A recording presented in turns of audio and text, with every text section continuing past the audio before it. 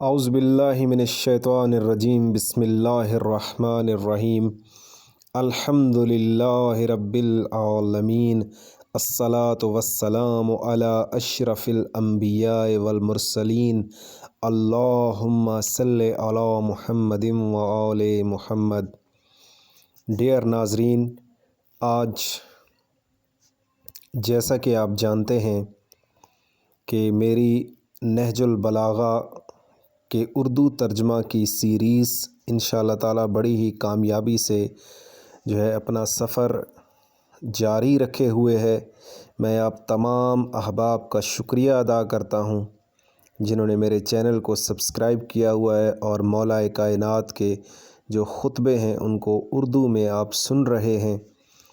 تو آج میں خطبہ نمبر 8 کا ترجمہ آپ کے سامنے پیش کرنے جا رہا ہوں۔ یہ خطبہ آپ نے زبیر کے بارے میں فرمایا، جب ایسے حالات پیدا ہو گئے اور اسے دوبارہ بیعت کے دائرے میں داخل ہونا پڑے گا جس سے نکل گیا ہے۔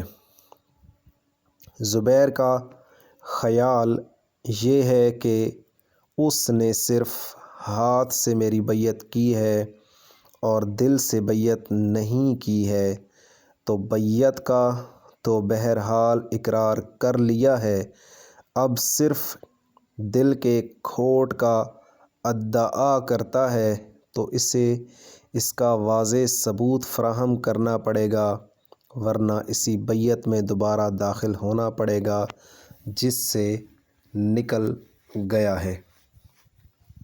تو آج کا خطبہ انتہائی مختصر تھا جو آپ کے سامنے پیش کیا گیا۔ آپ سے گزارش ہے کہ آپ میرے والد محترم ملازم حسین کے لیے ایک سورہ فاتحہ اور سورہ توحید تلاوت کر دیں، اور میری ہمشیرہ رضا فاطمہ کے لیے ایک دفعہ سورہ توحید اور سورہ فاتحہ ضرور تلاوت کریں تاکہ ان کی قبریں منور رہیں۔ شکریہ۔